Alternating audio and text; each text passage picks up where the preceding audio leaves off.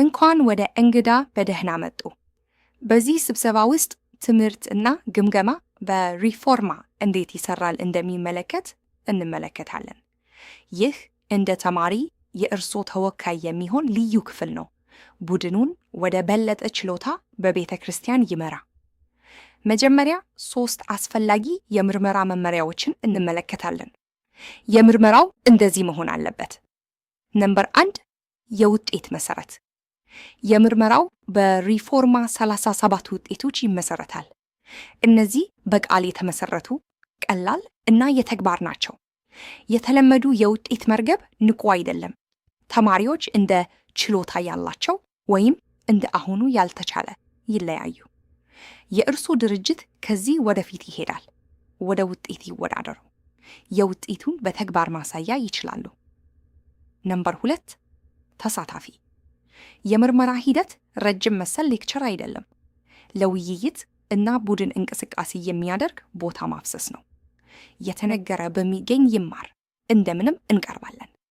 ቡድኑን በአካባቢ ማሳያ ለማድረግ ይነሱ። ምክንያቱም ተሳታፊነት ወደ ውስጥ የበለጠ ትምህርት ይወዳደር። የተግባር የተወካይ መመሪያ ይህን ይረዳል። ነምበር 3 የአካባቢ መሰረት። የቡድን ዝርዝር ይለያዩ ናቸው። ምርጥ ምርመራ ለማድረግ 5 ቁልፍ እንደሚኖሩ እንደዚህ እንመለከታለን። ነምበር 1 አስተዳደር። ከመጨረሻ ጋር መጀመር ምርመራ በግልጽነት ይጀምራል። ይጠይቁ። አንድ የቤተ ክርስቲያን ምን መረጃ መለያየትና ምን መውሰድና ምን መሆን አለበት? የምርመራ ውጤቶች ከመጀመሪያ መረጃ ይቀርባሉ። ስለዚህ እያንዳንዱ እንቅስቃሴ ወደ ተገኘ ብቃት ይወዳደር። ነምበር 2 እውነታ። የክርስቲያን ባለቤት የሆነ ባለቤት የእርግጥ አስተዳደር አለቦት። የተገኘ ብቃት ማረጋገጫ ይፈረም። አጭር መንገዶችን አትቀበሉ። የእርግጥ አስተዳደር የቤተ ክርስቲያን ወደፊት ይህን ይሰራ። ተማሪዎች ከእንቅስቃሴው ይማሩ ወይም ከትምህርቱ ይማሩ።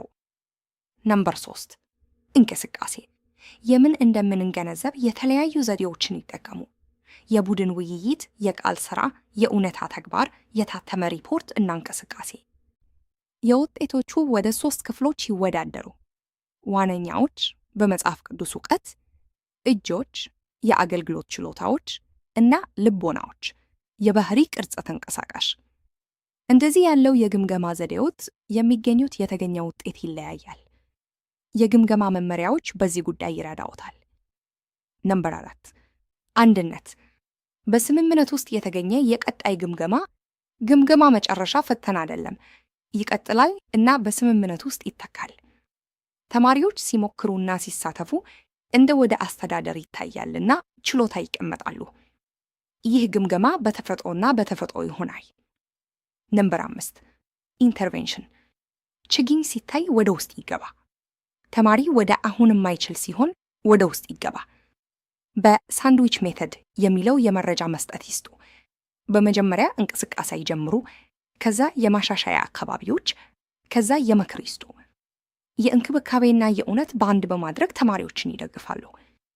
በአጠቃላይ ስምምነት የውጤት መሰረት ይወዳደራል፣ ተሳትፎ ይወዳደራል እና በአይነት ይተካል። ግምገማ አስቀድሞ እንደ አስተዳደር የተመለከተና በእውነተኛ እንደ ወንጌል የታወቀ ነው። የመረጃ ምርመራ፣ የማህበረሰብ አንደኛ፣ የማስተዳደርና የማስተካከል አንደኛ ይወዳደራሉ። እነዚህ መሰረታዊ የሚያደርጉት የተባበሩ ቡድኖ ለወንጌል የተወሰነ ችሎታ ይወጣል። በቀጣይ ደረጃ የዓለም አቀፍ አድራጎት የሚያደርጉ የማስተዳደር መስፈርቶችን እንመለከታለን።